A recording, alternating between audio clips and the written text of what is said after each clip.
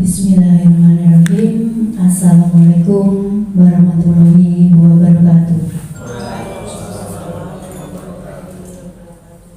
Bapak Kepala SMP Negeri 1 Ngadirejo, Bapak Warno MPD, Bapak Ibu Guru, rekan kerja SMP Negeri 1 Ngadirejo yang saya hormati.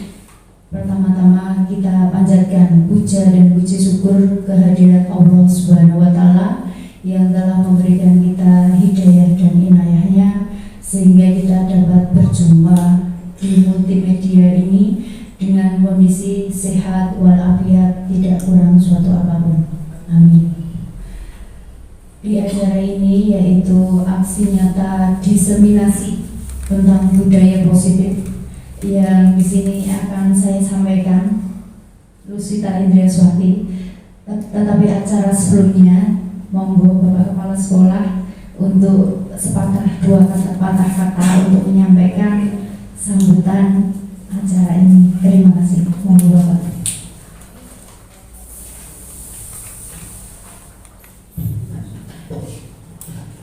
Bismillahirrahmanirrahim.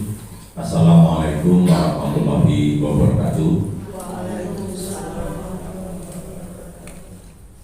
Yang saya hormati, saya cintai, saya banggakan Bapak dan Ibu Guru SMP Negeri 1 Ngadirejo, utamanya Ibu Lusita Indriaswati SPD yang pada kesempatan ini menjadi peserta calon guru penggerak pada angkatan ke-9 bersama dengan dua guru yang lain. Namun pada kesempatan pagi ini beliau akan menyampaikan diseminasi. Terima kasih atas kesempatan yang diberikan pada saya untuk memberikan beberapa harapan kepada beliau dan juga kepada SMP Negeri 1 Ngadirejo. Bapak dan Ibu Guru yang saya hormati, pertama marilah kita senantiasa panjatkan puji syukur kehadirat Allah SWT atas nikmat yang diberikan pada kita semua, sehingga kesempatan pagi ini kita bisa melaksanakan satu kegiatan, rangkaian kegiatan yang harus dijalani oleh calon guru penggerak. Di antaranya adalah diseminasi budaya positif. Kemarin kami sudah sampaikan kepada ketiga calon guru penggerak agar seluruh budaya positif di sekolah kita ini bisa kita diseminasikan kepada seluruh warga sekolah. Maka agar penjelasan ataupun juga diseminasinya lebih bisa detail untuk bisa dikonsentrasi bagian mana yang disampaikan oleh masing-masing calon guru penggerak. Yang pertama kami sampaikan selamat kepada Ibu Lusita yang telah bergabung sebagai calon guru penggerak. Mudah-mudahan yang lain nanti segera menyusul untuk bisa menjadi calon guru penggerak pada angkatan berikutnya. Terkait dengan diseminasi, di sana ada diseminasi budaya positif. Budaya positif berarti yang baik.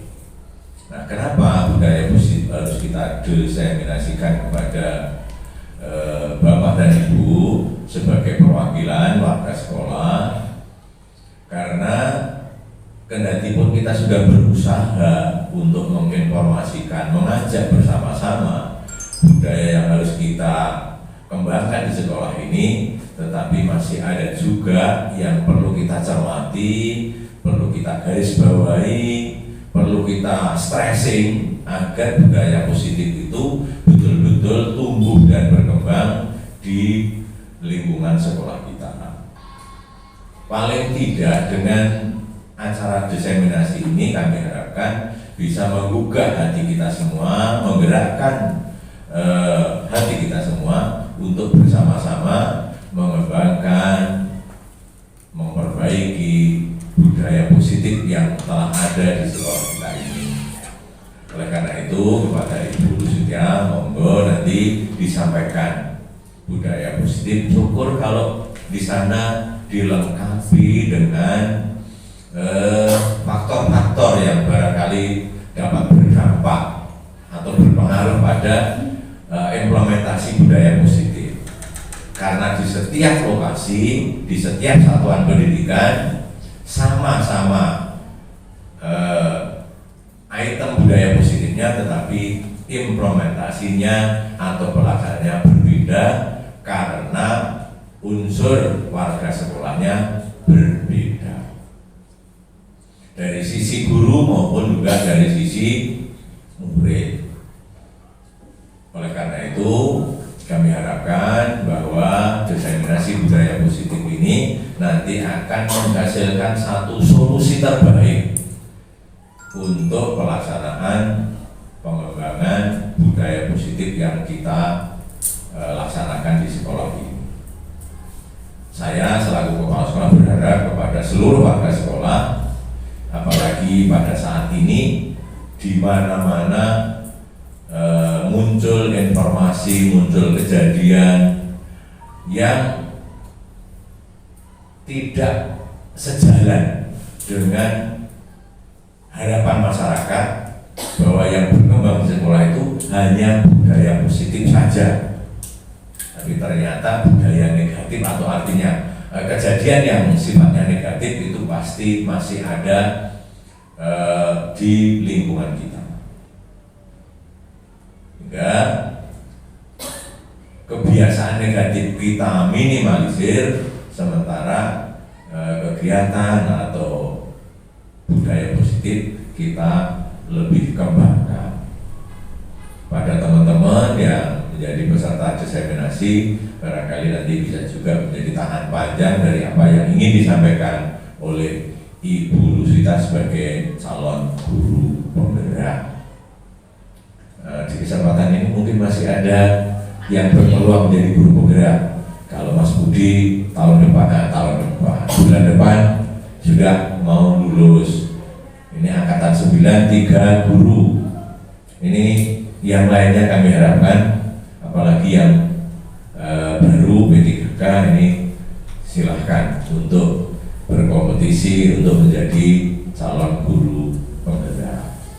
Saya kira itu yang perlu kami sampaikan, teman-teman. Mudah-mudahan kegiatan ini betul-betul membawa dampak kemajuan, kebaikan, dan kejayaan sekolah yang kita cintai, yaitu SMP Negeri 1 Ngadirejo. Kurang lebihnya mohon maaf. Assalamualaikum warahmatullahi wabarakatuh.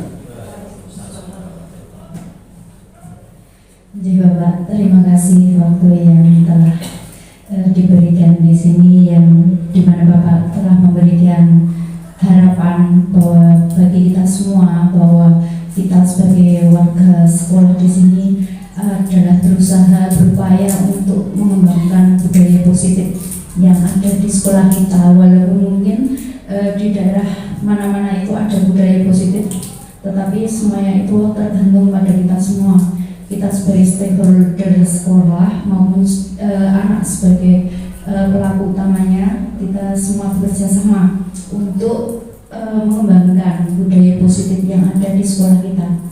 Begitu, terima kasih Bapak. Acara selanjutnya yaitu pemaparan diseminasi budaya positif. Berikut ini Bapak, Ibu, untuk budaya positif.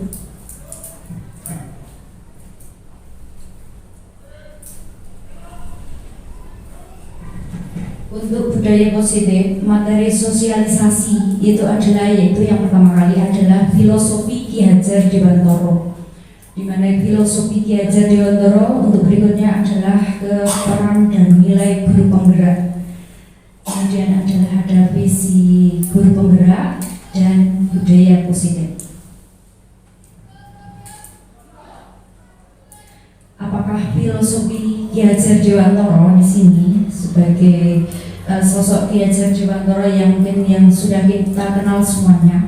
Untuk KHD Ki Hajar Dewantoro itu adalah filosofinya itu adalah menuntun murid. Jadi kita sebagai among dari murid berusaha untuk memberikan pelayanan yang terbaik kepada murid, pembelajaran yang berpihak kepada murid.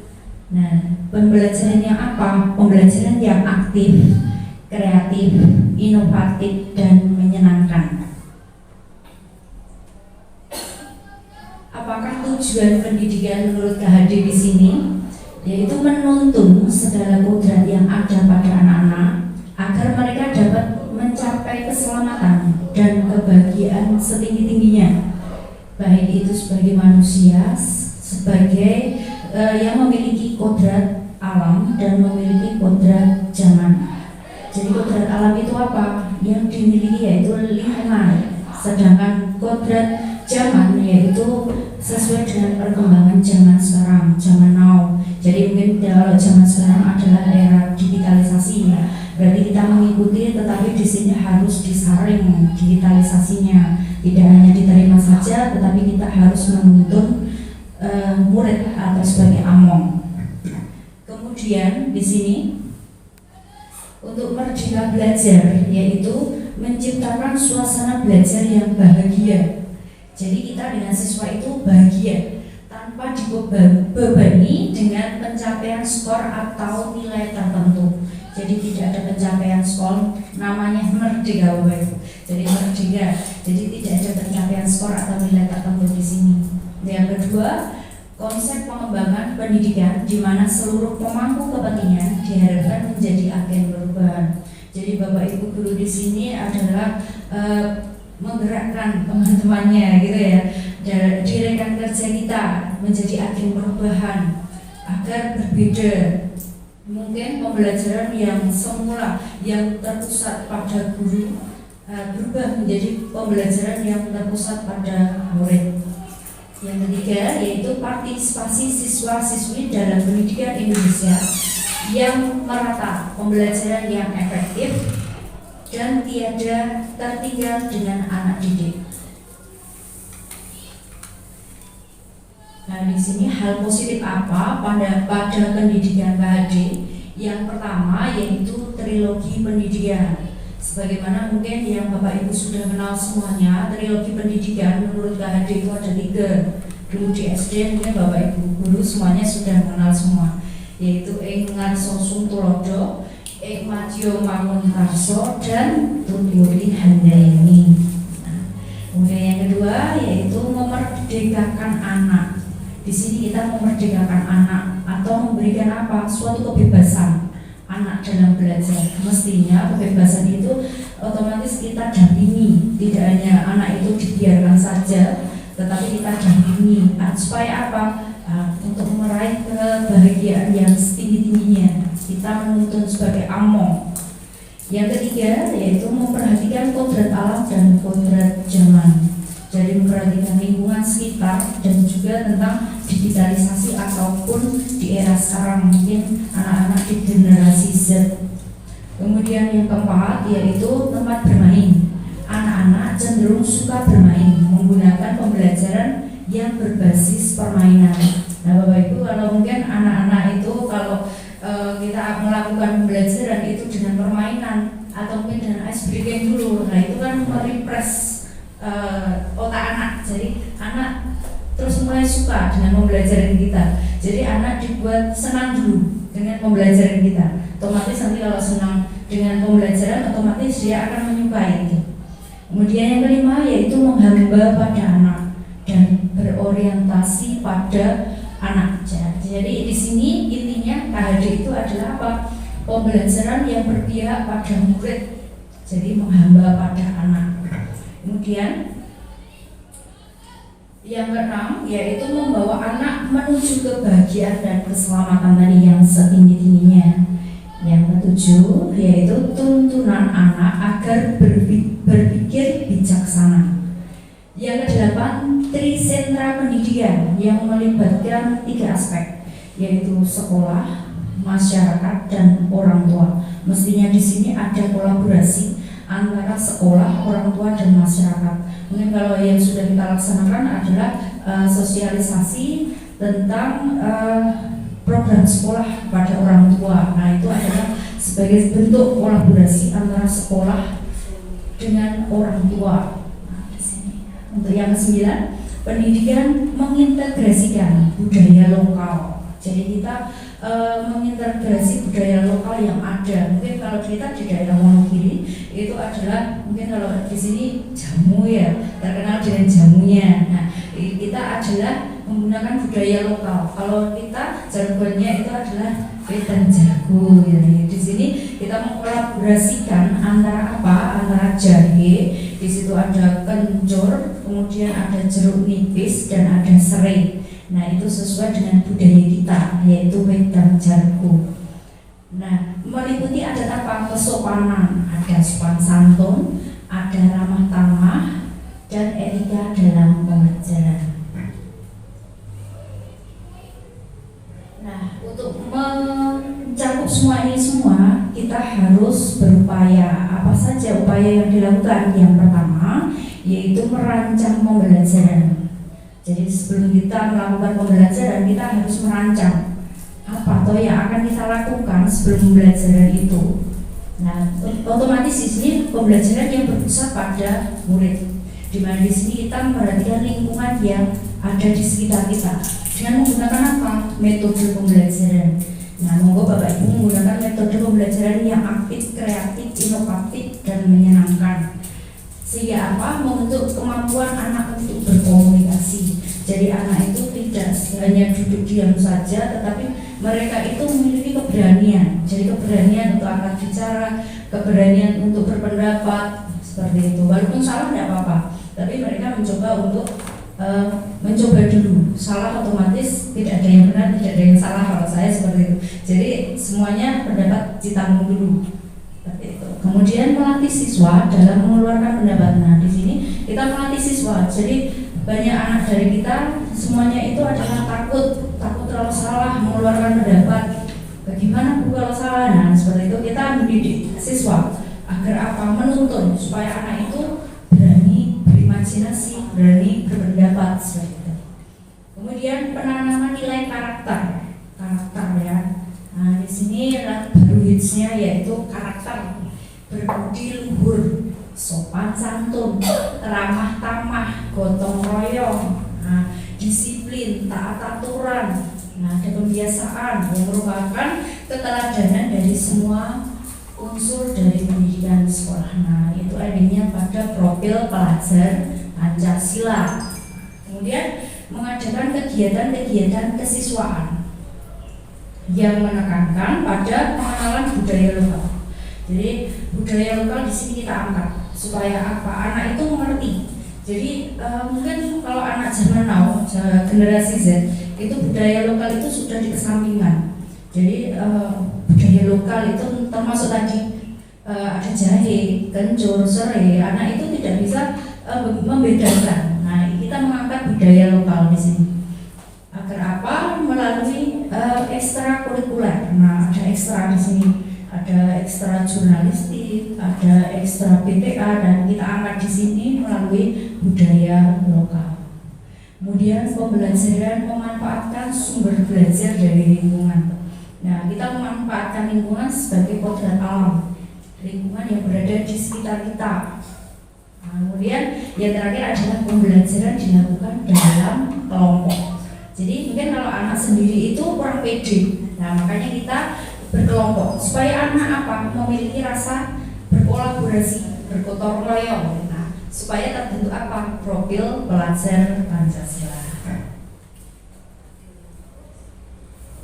Nah, hasil yang diharapkan endingnya murid memiliki karakter, ada 6. Nah, yang pertama kali beriman dan bertakwa. Kemarin dari kita kemarin membuat lagu ya Bu Retno ya. Ya, Bu Retno kemarin lagunya bagaimana? Bisa mungkin Bu Retno memberikan contoh. Mungkin kita kemarin sama-sama menyanyikan lagu 6 ya, 6 dimensi di sini. Iya. Bagaimana Bu Retno? Monggo Bu Retno ke depan.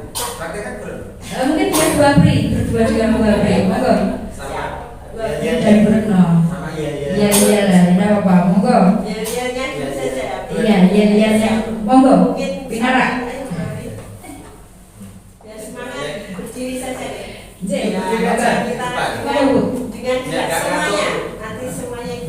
Monggo.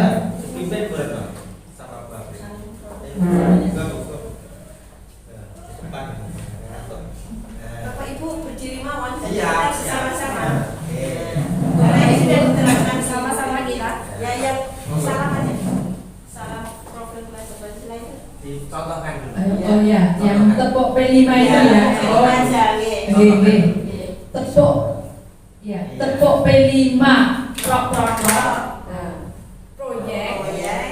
Terus kemudian prok. Penguatan. Prok. Profil. Prok. Pelajaran. Prok. Pancasila.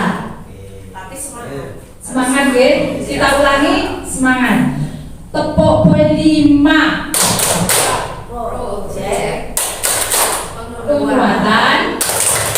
Profil. Pelajar. Pancasila. Ya. Ya, seperti itu kurang lebihnya. Terima kasih. Luar biasa, Bu Apri begitu semangatnya. Terima kasih Bu Apri yang sudah memberikan semangat bagi kita semua untuk profil pelajar Pancasila dibuat tepuk-tepuk. Biar anak apa? Biar anak itu suka, senang, semangat dalam belajar dulu. Jadi kita membuat anak itu jadi mengikuti alur. Nah, senang dulu. Kalau sudah senang, nanti akan bersemangat dalam pembelajaran. Nah, di sini untuk lagunya, gurunya, iya, monggo. Lagunya kemarin belajar Pancasila, beriman dan bertakwa pada Tuhan Yang Esa dan berakhlak mulia, berkebinekaan global, yang mandiri, kreatif dan bernalar kritis. Monggo berenang. Kita sama-sama berenang. Ya, monggo Bapak Ibu. Iya. Kita yang di situ. Oke. Monggo berdiri lagi. Monggo berenang.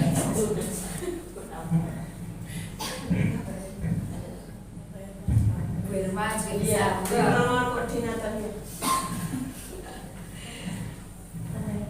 Mulai Bu. 1, 2, 3. Belajar Pancasila, beriman dan bertakwa pada Tuhan Yang Esa dan berakhlak mulia, berkebinekaan global, gotong royong mandiri, kreatif dan bernalar kritis. Terima kasih Bu Irma yang mencairkan suasana di sini. Jadi kita jadi refresh kembali Bapak Ibu. Ya, profil pelajar Pancasila. Nah, nilai dan peran guru penggerak di sini. Jadi untuk guru penggerak Bapak Ibu, alhamdulillah di sini saya di sini bukan berarti menggurui Bapak Ibu. Saya di sini sharing Bapak Ibu. Jadi apa yang sudah saya dapatkan saya sampaikan atau saya diseminasikan ya Bruno kepada Bapak Ibu guru semuanya. Biar apa? Bapak Ibu guru di sini calon-calon guru penggerak juga jadi sebagai agen perubahan. Nah, nilai dan perubahan itu apa saja?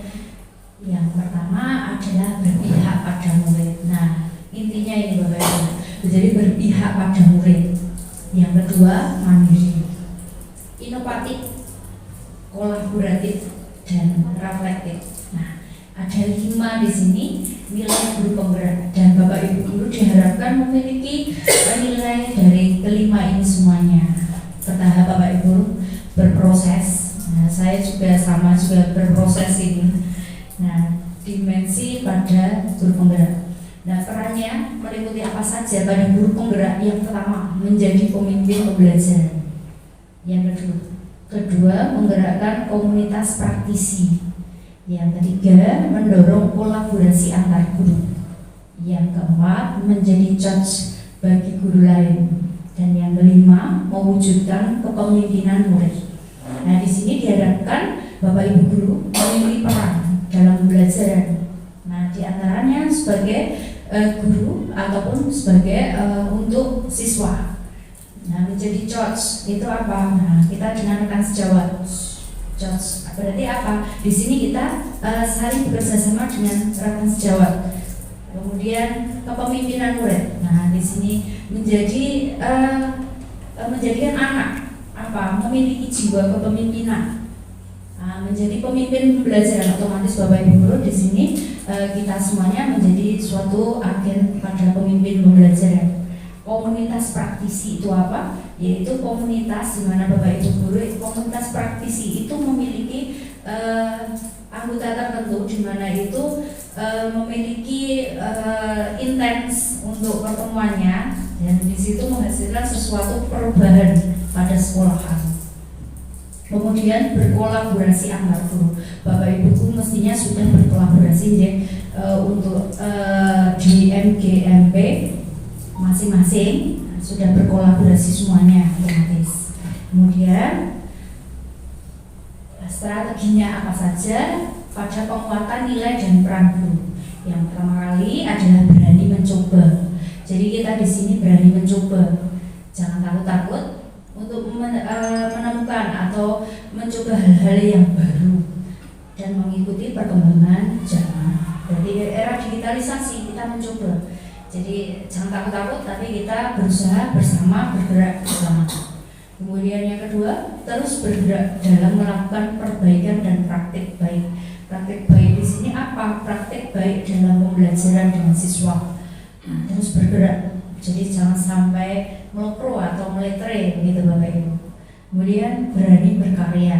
Nah, berkarya, monggo Bapak Ibu yang punya imajinasi, punya kreasi, berani berkarya, misal berenang. Nah, di sini tari, mengeluarkan tari gendro, tari parahistra, dia berenang.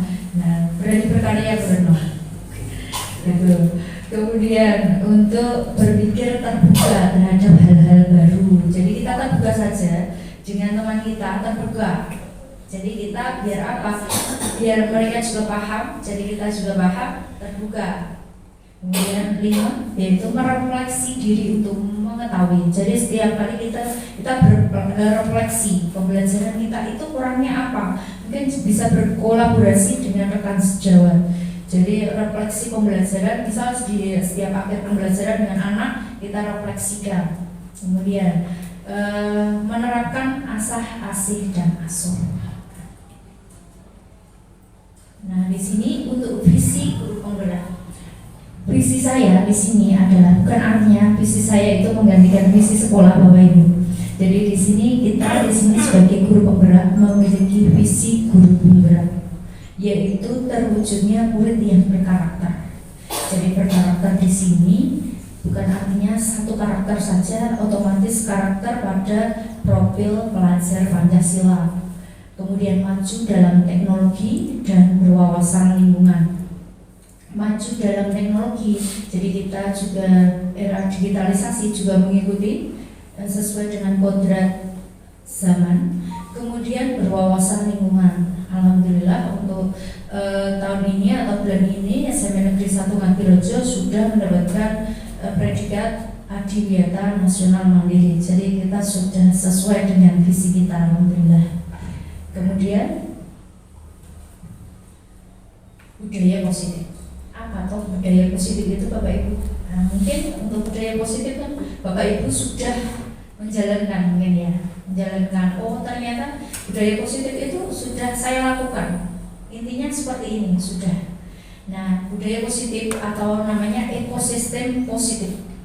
Nah, di sini kita di sini ibaratkan petani Bapak Ibu. Kita itu sebagai guru ibaratkan petani. Kita akan menyemai benih. Nah, menyemai benih itu kan nanti kita semai itu belum tahu benih itu tumbuh atau tidak. Benih itu misal kita sudah melakukan perlakuan. Misal perlakuannya apa? Perlakuannya misal kita sudah beri pupuk, membasmi ulat, pengairannya lancar, jamur-jamurnya itu sudah babat gitu ya. Jadi itu kita sudah melakukan perlakuan itu. Tapi kadang yang namanya bibit itu kan tidak semua bisa tumbuh. Gitu ya benar. Ya tidak semua bisa tumbuh. Tetapi kita juga berusaha agar apa? Kita perlakuannya sama pada bibit itu semua. Tapi hasilnya kadang kan ya kurang maksimal. Tetapi kita tetap berusaha seperti itu. Nah, budaya positif yaitu mencakup perubahan paradigma atau stimulus respon, keyakinan kelas, ada 5 posisi kontrol, kemudian ada motivasi perilaku manusia, ada 5 kebutuhan dasar manusia. Nah ini yang akan saya ulas satu persatu Bapak Ibu tentang budaya positif. Sudah Bapak Ibu guru lakukan semuanya, sudah di samping kita semuanya. Kadang kita itu baru ngeh, oh ternyata seperti itu budaya positif. Ya, budaya positif mencakup 6 di sini. Perubahan paradigma, konsep disiplin dan motivasi, keyakinan kelas, pemenuhan kebutuhan dasar manusia, 5 posisi kontrol, dan segitiga restitusi. Apa segitiga restitusi? Nanti di endingnya. Perubahan paradigma. Untuk membangun budaya positif itu diperlukan lingkungan yang positif, otomatis Bapak Ibu. Jadi diperlukan lingkungan yang kondusif, positif, aman, nyaman. Murid-murid mampu berpikir, bertindak, dan mencipta dengan merdeka, mandiri, dan bertanggung jawab. Jadi kalau lingkungannya positif, otomatis kita sekolah misalnya di lingkungan positif, nah kita akan terbawa ke yang positif. Tetapi sebaliknya kalau lingkungannya tidak kondusif, otomatis kita akan terbawa. Di sini kita mengarahkan sebagai among siswa atau murid di sini supaya apa? Mereka ke yang positif, dilakukan pembiasaan. Nah, pembiasaan yang baik agar apa? Tercapai pembelajaran yang berpihak pada murid. Apakah Anda setuju dengan pernyataan ini? Ada 3 pernyataan di sini. Pernyataan pertama, hukuman dapat mendisiplinkan anak. Mungkin ada yang mau memberikan pendapat Bapak Ibu untuk pertanyaan pertama, hukuman bagaimana dapat mendisiplinkan anak? Pak Budi, mungkin? Monggo Pak Budi. Terima kasih. Yang pertama, kita tadi sudah tahu ya budaya positif, implementasinya seperti apa di sekolah kita masing-masing. Hukuman dapat mendisiplinkan anak. Jadi kata hukum ya, hukuman otomatis kita arahnya ke mungkin ke negatif ya, hukuman kalau pada anak. Nah, hukuman tentunya tergantung apa yang kita treatment atau kita lakukan kepada murid. Jadi kalau kita tahu mungkin anak terlambat atau mungkin anak tidak mengerjakan tugas di rumah atau mungkin kegiatannya pembelajarannya itu mungkin di kelas itu ngantukan seperti itu, kita juga harus merefleksi kita apa treatment atau mungkin apa yang kita lakukan kepada murid. Jadi kalau hanya kita sekedar menghukum tanpa mengerti apa sebetulnya dari murid itu tadi, refleksi dari murid yang membuat murid contohnya terlambat itu apa, nah itu kita juga harus gali dulu Bu. Atau mungkin anak di dalam pembelajaran itu kadang mungkin bosan atau mungkin ngantuk atau mungkin istilahnya sekarang itu boring. Kita juga harus menggali apa nanti treatment atau mungkin pembelajaran yang kita lakukan kepada anak. Tadi Bu Ita juga sudah menyampaikan bagaimana membuat suasana pembelajaran yang menyenangkan, yang kreatif seperti itu. Jadi kalau saya yang pertama itu hukuman dapat mendisiplinkan anak itu tidak selalu Ibu Ita. Jadi kita juga harus menggali anak itu tadi, apa yang membuat anak itu tadi sekiranya tidak sesuai dengan kesepakatan kelas. Seperti itu Bu, yang mungkin karena ini era generasi Z plus ya Bapak Ibu. Jadi tidak seperti kita yang dulu. Jadi kita tetap harus menggali anak itu seperti apa, dan tentunya kita nasihati, kita refleksikan sehingga biar bisa tergugah dari dirinya sendiri. Walaupun kadang kita tahu di lapangan itu keesokan harinya atau mungkin berikutnya itu dilakukan lagi, karena ini faktor lingkungan itu kan sangat berperan besar. Karena apalagi di SMP 1 Ngadirejo itu orang tua juga banyak yang merangkul juga ke kita. Jadi peran serta orang tua sebetulnya sangat berperan, tetapi kita tetap harus memberikan dukungan secara nasihat kut tadi kan juga kut maupun pemberian arahan itu tadi juga bisa memotivasi. Jadi kalau hanya sekedar menghukum terus, ini saya kira tidak bisa menyadarkan dari pribadi anak itu sendiri. Itu mungkin yang bisa saya tanggapi kita untuk satu. Terima kasih. Terima kasih Pak Budi yang sudah memberikan pendapat atau tanggapan, yaitu bahwa hukuman dapat mendisiplinkan anak. Jadi belum tentu menurut Pak Budi, karena kita gali bersama. Nah, apa faktornya? Ternyata banyak faktor di situ. Anak itu ternyata mungkin ada broken gitu Pak Budi. Ada broken mungkin karena ditinggal bapak ibunya di rumah sama mbahnya. Jadi di situ karena orang tuanya merantau gitu. Jadi kita gali dulu sebelumnya. Jadi belum tentu kalau hukuman dapat mendisiplinkan anak. Kemudian yang kedua, pemberian hukuman dengan hal positif seperti membaca atau membersihkan halaman sekolah, yaitu dapat meningkatkan disiplin anak. Monggo Bapak Ibu yang mau memberikan tanggapan di sini. Bu Herma mungkin? Oh iya, Bu Meni. Monggo Bu Meni. Silakan berikan tanggapan dulu Bu Meni.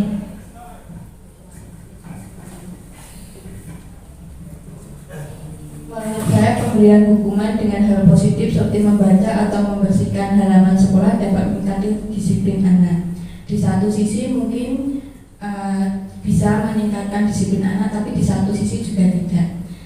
Karena untuk seperti membaca, kalau membaca itu dapat meningkatkan disiplin anak. Di situ anak belajar mencintai untuk selalu melakukan literasi baik digital maupun manual. Nah, sedangkan untuk membersihkan halaman sekolah ini, kadang untuk anak-anak yang dalam tanda kutip itu menjadi senang karena apa? Dia menjadi tidak mengikuti pelajaran. Nah, itu kalau di sini mungkin untuk hal-hal hal-hal positifnya jangan diarahkan ke membersihkan lingkungan atau sebagainya. Bukan berarti kita tidak mendukung kebersihan lingkungan ya, karena kondisi siswanya tidak memungkinkan. Karena anak-anak itu senang kalau dia membersihkan lingkungan, karena kok terbebas dari jam pelajaran itu tadi. Jadi lebih ke kayak kita melakukan pendekatan, melakukan sesuai dengan mapel itu. Dari situ kita juga bisa mengetahui kelemahan anak. Oh, di mapel ini ternyata anak itu lemah. Terus ketiga, memberi penghargaan dapat meningkatkan motivasi belajar siswa. Itu saya sangat setuju, karena dari latar belakang anak di sini ya, ditinggal merantau dan sebagainya, anak-anak itu memang butuh didengar, butuh dihargai. Karena kadang anak-anak itu melakukan pelanggaran karena tidak diperhatikan, kurang pengawasan, kurang pendekatan itu. Jadi sebenarnya harga itu nggak harus dalam bentuk barang sih. Katakanlah anak itu dikasih ucapan terima kasih, terus semangat, itu anak itu sudah merasa dihargai dan dimanusiakan itu tadi. Terima kasih.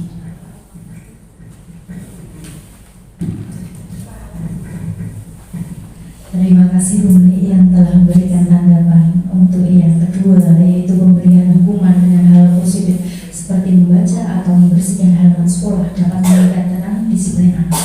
Kalau membaca mungkin di situ cocok ya Bu Meni, dapat mendisiplinkan anak. Nah, kalau membersihkan itu kan kadang anak malah suka itu, kalau suruh membersihkan, nggak ikut pelajaran matematika seperti itu Bu Meni, wah nggak boleh, suka seperti itu.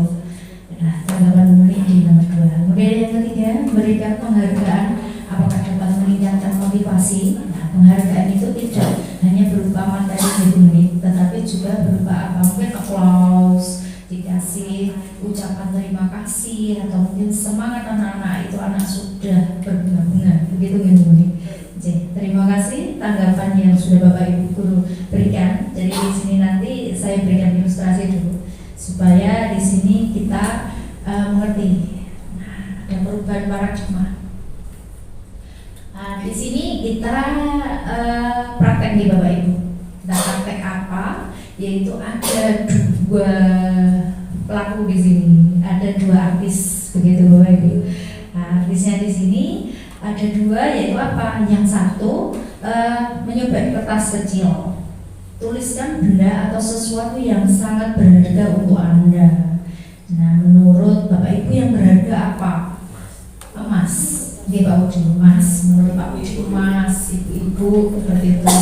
Atau barang berharga yang lain apa? Nah, silakan ditulis. Kemudian meletakkan di salah satu tangan Bapak Ibu dan digenggam. Nah, ditulis di sini digenggam. Nah, benda tersebut di sini ada teman Bapak Ibu ingin apa? Di mana teman Bapak Ibu itu yang B akan mencoba dengan sekuat tenaga, berupaya dengan sekuat tenaga agar apa? Agar merebut gitu ya.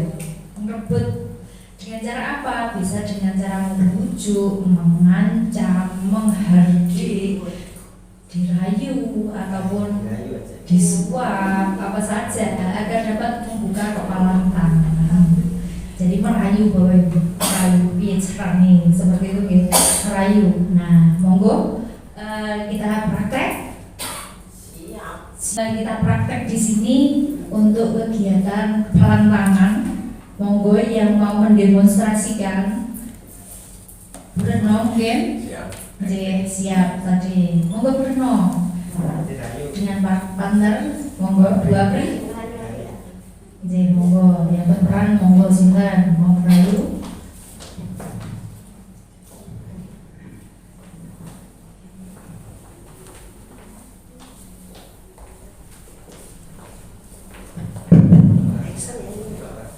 Langsung actionnya, baru ya. Ya siap. Bentar, saya dari sini. Oke, kan nanti saya bergerak-gerak datang ya. Action. Bawa apa itu Bruno? Maksudnya apa Babri? Itu loh kok didelek-delek kayak gitu. Ini sesuatu hal yang sangat penting buat saya. Babri pengen tahu. Ya iyalah. Ya nggak bisa loh. Coba. Nggak bisa. Ini sesuatu dari saya. Coba. Aku pengen Masa bisa. kok Babri gitu? Ya iyalah, kan aku penasaran yang dibawa apa. Yo, Dibanding di saya. Ini privasi saya, tidak harus semua Babri tahu. Lah kan sedikit-sedikit juga boleh. Kan saya mengatakan tidak bisa. Kan kamu teman saya. Kan teman sok-sok. Kan ada hal yang tidak perlu jenengan tahu. Lah kan ya saya penasaran. Kok masa toh, piye toh, tidak boleh. Kalau tidak kamu kasih tahu, awas ya. Lo malah ngancam, kan tidak boleh ngancam. Loh, lah kan nggak mau ngasih tahu itu isinya apa. Ini tidak ada pengaruhnya, kalau jenengan tidak ada pengaruhnya. Ini sesuatu hal yang untuk saya. Bohong itu. Kok bohong toh, wis ngarani tadi apa yang depan, ini ngarani lagi. Ya, Jangan mancing-mancing lo ya, jangan mancing-mancing. Enggak jahat. Coba. Enggak bisa. Nanti tak tukar, aku punya sesuatu. Aku enggak mau barangmu, ini barangku kok, spesial punyaku. Ini loh aku punya.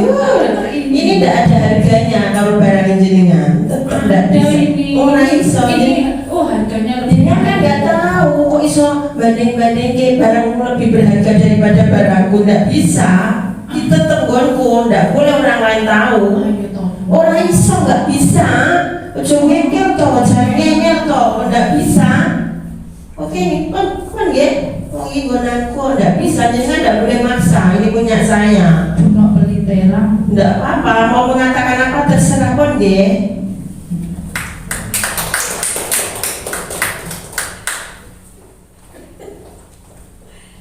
Terima kasih untuk demonstrasinya dari Bruno dan Babri yang sudah tadi merayu ya, dan dengan Bruno itu dengan kekeh pendiriannya untuk barangnya itu disembunyikan jangan sampai diraih Bu Apri jadi kena gitu ya. Nah di sini apa termasuk kita di sini barang apa yang kita miliki itu, nah apa barangnya berharga ya Bruno ya, makanya terlalu berharga sehingga Bruno itu memang pendiriannya seperti itu.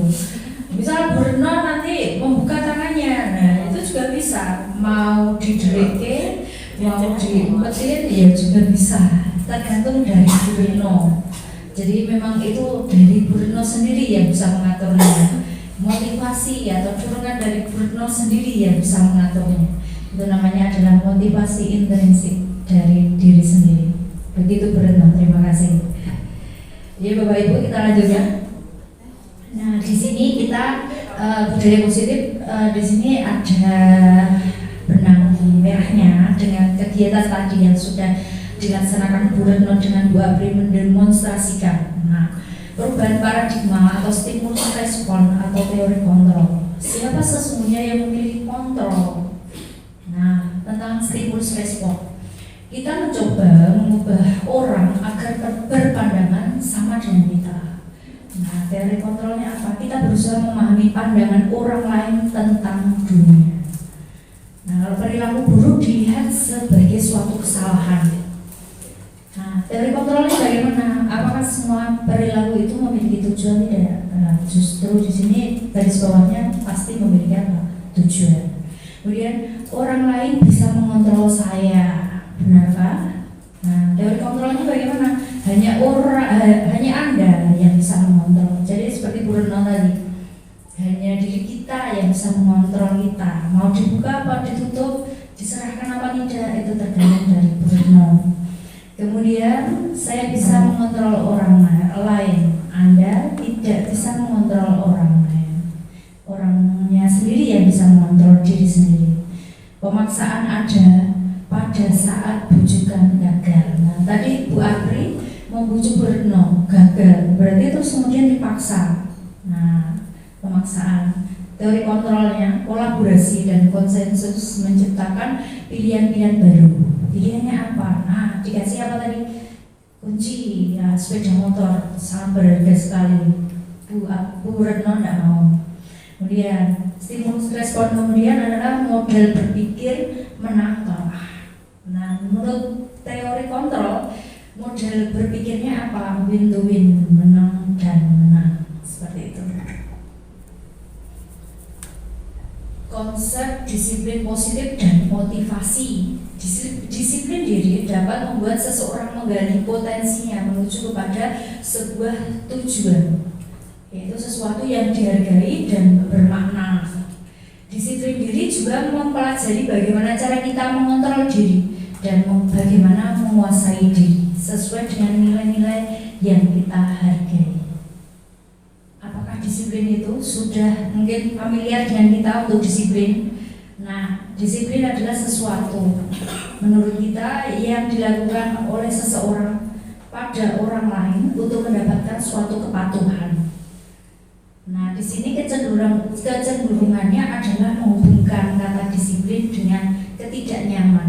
Nah, jadi disiplin itu tidak nyaman kita dengan dibebani suatu disiplin, bukan dengan apa yang kita hargai atau pencapaian untuk mencapai tujuan yang mulia.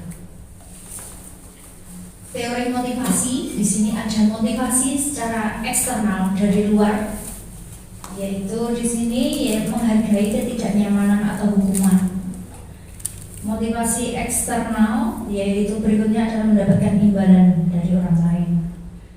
Nah, sedangkan motivasi internal, nah di sini tujuan dari disiplin positif, yaitu motivasi dari diri kita sendiri. Jadi kalau motivasi dari luar itu gampang hilangnya, gampang. Tetapi kalau motivasi dari diri kita memang sadar, itu adalah yang memang kita tujuannya untuk disiplin positif. Jadi misal anak bajunya dikeluarkan seperti itu. Jadi kalau dia memiliki motivasi internal dari dalam, saya sadar bahwa saya harus masukkan baju biar rapi sesuai dengan kesepakatan kelas. Nah seperti itu motivasi dari internal. Tapi kalau misal oh saya masukkan baju gara-gara ada Bu Sita seperti itu, gara-gara ada Bu Meni atau Bu Kaila yang intinya itu suruh masukkan baju. Nah intinya itu masih motivasi eksternal dari luar, bukan dari diri sendiri. Merdeka, bagaimana merdeka itu? Merdeka itu tidak hanya terlepas dari perintah menurut Gandhi, tetapi apa? Juga cakap memerintah diri sendiri. Jadi kita perintah diri sendiri itu juga dimasukkan dalam kategori merdeka. Budaya positif, ada lingkungan positif, ada keyakinan kelas, ada peraturan kelas. Seperti Ibu Meni, kalau di matematika diagram Venn ya Bu Meni. Ya, diagram Venn merupakan himpunan bagian seperti itu. Jadi di sini ruang lingkup yang paling luas adalah budaya positif. Keyakinan kelas yang sudah kita lakukan bersama, ada kesepakatan, ada keyakinan. Misalnya Bapak Ibu guru semuanya sudah mempraktekkan ya kemarin. Nah mungkin ada yang belum paham. Nah di sini untuk ada keyakinan, ada kesepakatan, peraturan dan keyakinan kelas. Di sini untuk peraturan selalu mengembalikan buku ke tempatnya. Nah, keyakinannya apa? Tanggung jawab, nilai kebajikan. Kemudian dilarang mengganggu orang lain. Nilai kebajikannya adalah menghormati orang lain. Hadir di sekolah 15 menit sebelum pembelajaran merupakan menghormati orang lain. Di samping itu juga adalah suatu komitmen. Dilarang melakukan kekerasan merupakan keselamatan atau menghormati orang lain. Nah, di sini mestinya Bapak Ibu guru semuanya sudah paham, sudah perso semuanya. Nah, ini adalah suatu keyakinan kelas. Nah, di sini Bapak Ibu, di sini kemarin saya bersama dengan anak 7F kita membuat kesepakatan atau keyakinan kelas bersama. Kita lihat dulu ya Bapak Ibu.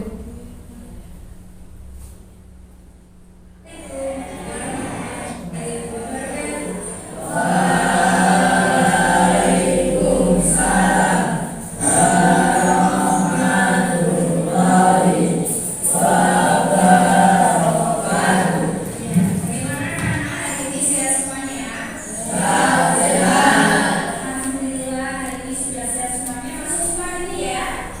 Masuk sekolah sekarang.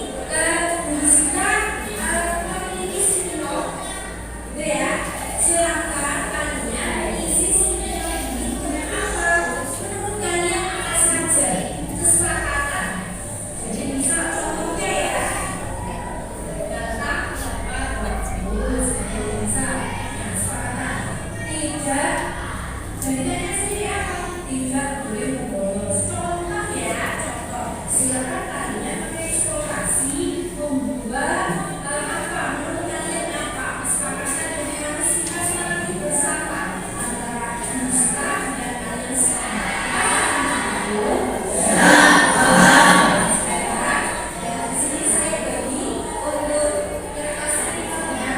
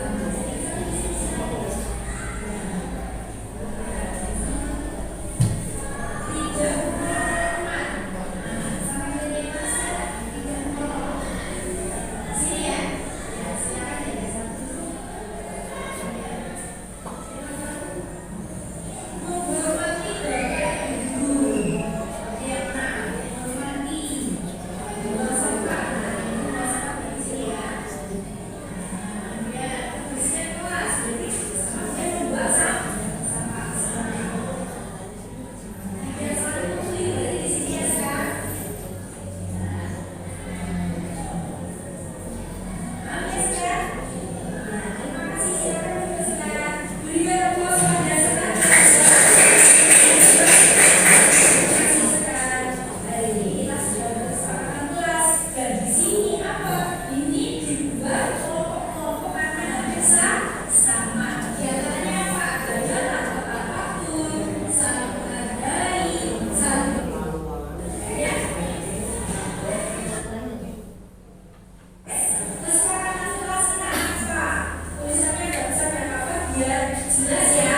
Dan nanti silakan sekarang datang tepat waktu. Berikutnya silakan. Ya sudah disediakan. Tegas sudah. Ya belum. Ya sudah. Oke.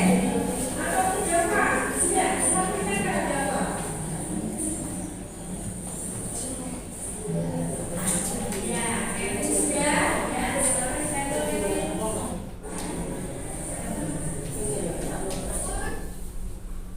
Tempat waktu. Betul ya, saya senang tepat waktu.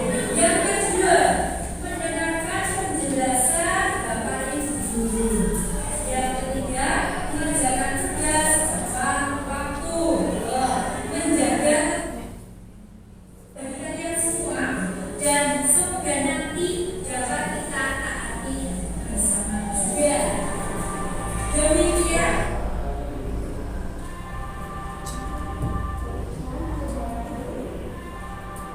Begitu Bapak Ibu, untuk kita membuat kesepakatan kelas. Jadi untuk kesepakatannya bagaimana caranya, seperti yang video yang sudah saya sampaikan di depan Bapak Ibu. Kita lanjutkan Bapak Ibu, mungkin bisa disambi snacknya, didahar, diminum ya. Nah di sini kita didukung oleh penghargaan. Yang pertama, pengaruh jangka pendek dan jangka panjangnya itu apa saja? Penghargaan yang menghukum itu yang bagaimana?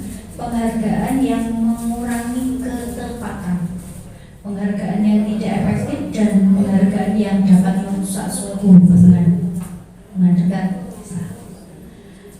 Nah, di sini beberapa tindakan yang mencerminkan merupakan suatu hukuman atau sanksi. Nah, di sini Bapak Ibu bisa melihat di depan ada beberapa kejadian. Nah, ini tergolong apa? Ada hukuman, ada merupakan suatu konsekuensi atau sanksi. Gitu Bapak Ibu. Kita next ya. Nah, ada kebutuhan dasar manusia. Kita itu semuanya pasti memiliki rasa untuk bertahan hidup. Kita lapar berarti kita makan. Contohnya itu adalah bertahan hidup atau survival. Kemudian kasih sayang. Semua orang membutuhkan kasih sayang. Saya juga sama memiliki rasa atau membutuhkan kasih sayang juga. Dicintai dan dimintai. Kemudian kebebasan, bebas, lepas, free gitu ya. Anak tidak pelajaran suka free gitu. Kita juga sama mungkin ya. Kalau hari Minggu weekend free, bebas, lepas. Padahal di rumah mah pekerjaannya banyak. Kemudian ada kesenangan, otomatis kita berhappy. Nah, healing contohnya Pak Udin. Penting sekali karena kita merefresh. Mungkin yang kita yang sudah berpenat-penat melakukan rutinitas yang ada, kemudian kita healing. Kekuasaan atau powerful di sini merupakan suatu kebutuhan dasar manusia. Nah, di sini beberapa studi kasus yang ada di sekitar kita. Anak itu rasanya bagaimana? Anak itu dengan tugas yang banyak. Nah, di sini bagaimana responnya anak? Padahal dia senang menyanyi, tugasnya banyak. Contoh lagi, ibu guru tidak menyapa, dia baper hari ini. Padahal aku jepit rambut dengan anak SD, sudah maksudnya dia sudah bersolek ria, biar dipuji bapak ibu guru. Nah, ternyata tidak disapa. Nah, anaknya bersedih. Aku bosan, masa belajarnya cuma gitu-gitu saja dengerin ibu. Bosan mungkin kalau matematika hanya dengerin saja. hanya dikasih rumus-rumus saja seperti itu mungkin. Nah, bosan. Nah, bagaimana cara mengaktifkan siswa? Anak mestinya punya rasa bosan ya. Kita juga punya rasa bosan, cuman anak aku sebel gambaranku tidak rapi. Malah ibu guru nunjukin ke teman-temanku gambarnya jelek. Maaf. Nah, di sini malah bu gurunya itu nunjukin, loh gambarnya seperti ini. Nah, itu tidak etis nih, Bapak Ibu. Jadi itu hatinya anak akan down seperti itu. Ada 5 posisi kontrol. Yang pertama, membuat rasa bersalah. Yang kedua, penghukum, teman, pemantau, dan manajer. Nah, di sini Bapak Ibu posisinya di mana? Apakah membuat rasa bersalah pada siswa, atau sering menghukum siswa, atau sebagai teman dari siswa, sebagai pemantau, atau sebagai manajer? Kira-kira di mana Pak Budi? Kalau saya mulai kebanyakan Di pemantau biasanya. umumnya. Tapi ending kita sebenarnya ke manajer itu Pak Budi. Ya, jadi kita endingnya nanti Bapak Ibu kita dituntut, bukan dituntut ya, diharapkan gitu ya, supaya apa? Kita sebagai manajer, bukan sebagai pembuat rasa bersalah. Ada siswa, kamu udah pakai sandal, kenapa? Nah, kita tidak dituntut seperti itu sebagai bersalah, tidak dituntut untuk menghukum juga, tetapi sebagai manajer. Bagaimana manajer itu nanti kita praktek bersama atau kita diskusi bersama. Nah, di sini posisi kontrol. Nah, tadi guru berkata, kalau kamu tidak melakukannya, awas ya, rasakan. Nah, sebagai apa itu? Penghukum, Bapak Ibu. Buat rasa bersalah, kamu seharusnya sudah tahu ibu lelah sekali. Ibu itu lelah dengan mengajar 9 F yang terlalu luar biasa. Nah, seperti itu tidak boleh, Bapak Ibu. Kemudian sebagai teman, ayolah lakukan demi ibu. Masa kamu tidak mau? Ingat, ibu tidak pernah berkata seperti itu. Pemantau. Nah, ending kita di manajer. Bagaimana manajer? Apa yang kita yakini? Nah, kita kan sudah punya kesepakatan kelas. Karena kita sudah punya kesepakatan kelas, kita tanyakan ke siswa atau berikan opsi seperti ini. Apa yang kita yakini? Yang sudah kita sepakati apa? Nah, apa yang bisa kamu kerjakan untuk memperbaiki kesalahanmu? Nah, seperti itu. Posisi kita endingnya ke manajer. Di sini sama dengan yang kita tadi Bapak Ibu. Kalau membuat merasa bersalah, ekspresinya bagaimana, kata-katanya seperti ini. Kalau manajer, bagaimana kamu bisa menyelesaikan masalah ini? Jadi kita kembalikan lagi ke anak. Kita cari solusi bersama. Bagaimana cara kita? Nah, seperti itu. Bukan menjustice. Nah, kita tawarkan ke siswa berdasarkan keyakinan kelas. Nah, restitusi, segitiga restitusi. Apakah restitusi itu? Bentuknya segitiga Bapak Ibu. Yang pertama kali adalah menstabilkan identitas, langkah pertama. Yang kedua adalah validasi tindakan yang salah. Langkah yang terakhir adalah menanyakan suatu keyakinan. Nah, ini yang akan kita praktekkan bersama. Next saja di sini. Menstabilkan identitas. Bagaimana kata-katanya Bapak Ibu? Mungkin perlakuannya bagaimana? Nah, di sini setiap orang pasti punya salah, gitu ya. Stabilkan identitas. Langsung saja. Nanti ada video Bapak Ibu. Mungkin bisa untuk referensi Bapak Ibu untuk merestitusi anak atau siswa. Bagaimana perlakuan kita? Sebentar. Nah, ada 2 video di sini yang kemarin saya praktekkan dengan siswa. Yang pertama kali pada jam kelas 9F ada siswa yang namanya Alfian terlambat. Karena apa? Di sini dia pada jam Budeni. Nah, kenapa dia terlambat? Nanti kita gali bersama. Nah, ada Bu Herma di sini, guru BK. Nah, di sini Alfian dipanggil oleh saya untuk direstitusi di mana? Tidak di kelas Bapak Ibu, tetapi di ruangan khusus saya di lab IPA, lab TK, maaf. Nah, Alfian di sini terlambat masuk sekolah kemudian direstitusi dengan guru BK. Kalau di sini Bu Lastri, kemarin Bu Herma baru keluar namanya.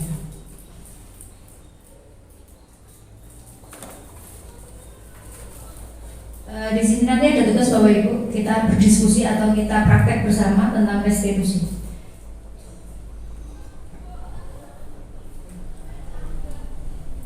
Iya, tadi ibu dengar. Jadi untuk pemberian konseling gue, kamu sering membantu datang terlambat. Oke ya? Menurut ingatanmu berapa kali kamu datang terlambat ya? Oke, menurut Rian sering terlambat untuk datang ke sekolah atau suatu sekolah. Iya. Baik, Rian berbuat kesalahan itu manusia. Setiap orang pasti pernah berbuat kesalahan. Yang terpenting kita bisa belajar dari kesalahan tersebut dan berusaha memperbaiki. Apakah yang setuju? Ya, kita cari solusi bersamanya ya. Yang sering datang terlambat pasti punya alasan. Kenapa yang sering datang terlambat?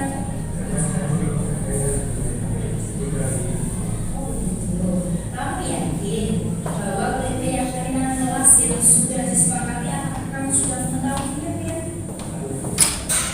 Kalau tidak terlambat sesuai dengan keyakinan kelas tidak ya? Menurut kamu keyakinan kelas apa yang sudah kamu lakukan? Menurut pendapatmu disiplin itu penting tidak untuk kamu?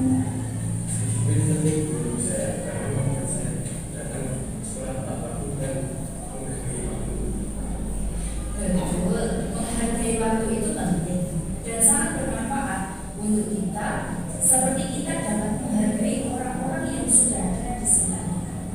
Pekerjaan tidak menunggu dan melatih kepedulian.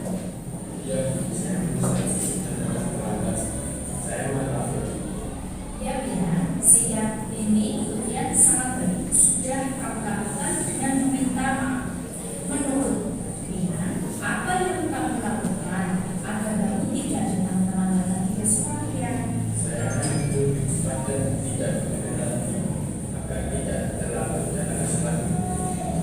Baik Bian, kamu sudah menemukan solusinya dan itu akan bekerja sama dengan orang tua kamu agar kamu tidak datang terlambat lagi ke sekolah. Sekarang silakan kembali lagi ke kelas ya. Oke, sama-sama Bian.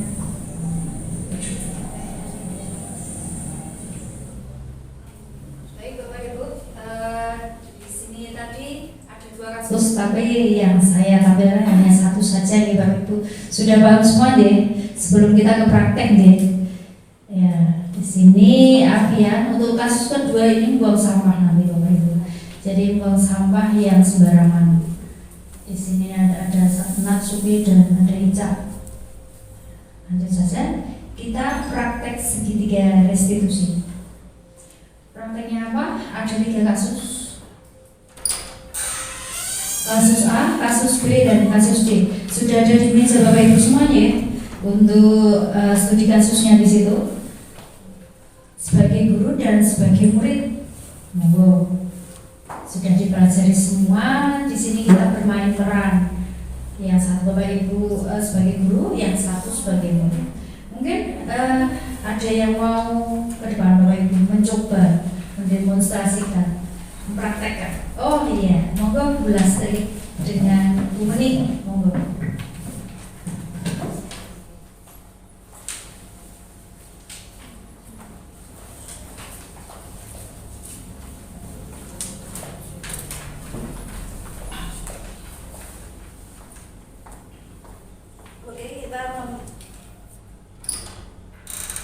Oke, kita mempraktekkan segitiga restitusi. Saya sebagai guru, Bu Meni sebagai ahli ya. Selamat siang Ali. Selamat siang Bu Lastri. Maaf, apa tadi kamu mengejek Almira? Saya lihat tadi Almira menangis di kelas. Tidak, aku tidak mengejeknya. berbuat salah itu tidak apa-apa. Sebagai manusia kita itu tidak sempurna. Tapi kan saya hanya menunjukkan masa bangga saya karena saya dapat nilai yang bagus. Bangga itu boleh, tapi dengan bangga kamu merugikan orang lain itu tidak baik. Oh iya Bu Lastri, saya mohon maaf. Oke, di dalam kelas ada beberapa kesepakatan yang harus kamu laksanakan. Bisakah kamu menyebutkan kesepakatan tersebut? Kesepakatan kelas yang saya buat dengan teman-teman saya, setiap anggota kelas perlu belajar, merasa senang, saling menghargai, dan merasa aman. Sudahkah kamu praktekkan dari kesepakatan tersebut? Maaf Bu Lastri, saya telah melanggar satu kesepakatan kelas yang kami buat. Bisakah kamu memperbaikinya? Ya bisa Bu, maaf ya, saya telah melanggar kesepakatan kelas yang setiap anggota kelas itu harus saling menghargai, dan saya tidak menghargai Amira. Oke, berarti besok kamu bisa minta maaf sama Amira, terus tidak melanggar kesepakatan kelas tersebut. Ya Bu Lastri, saya besok akan meminta maaf kepada Amira dan mengajak teman-teman untuk menaati kesepakatan kelas yang kami buat. Sikap yang bagus itu. Ya, terima kasih.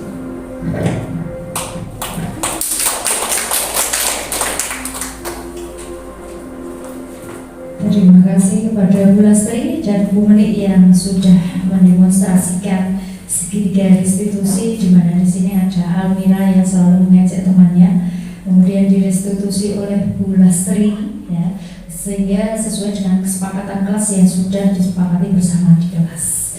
Ya, intinya di sini Bapak Ibu untuk segitiga restitusi, jadi harus kita praktekkan, kita implementasikan di kelas bersama anak didik kita, supaya apa? Nanti siswa itu tidak berbekas di hati. Jadi tidak kita merasa untuk menghukum siswa, tapi kita sesuai dengan kesepakatan yang sudah kita sepakati bersama, agar terjadi nilai atau terbentuk di siswa itu adalah memiliki rasa atau nilai-nilai kebajikan.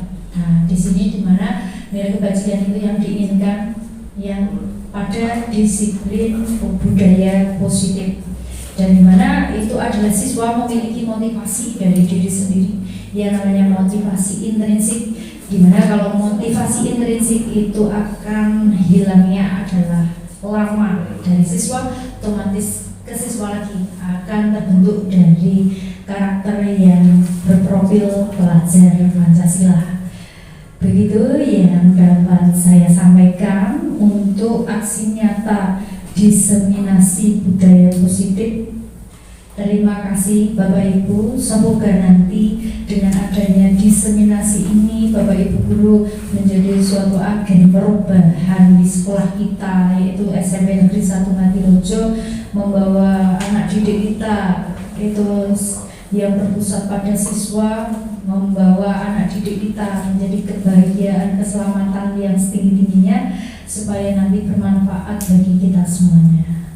Terima kasih waktu yang sudah dilonggarkan Bapak Ibu guru semuanya, semoga nanti bermanfaat. Saya akhiri. Assalamualaikum warahmatullahi wabarakatuh.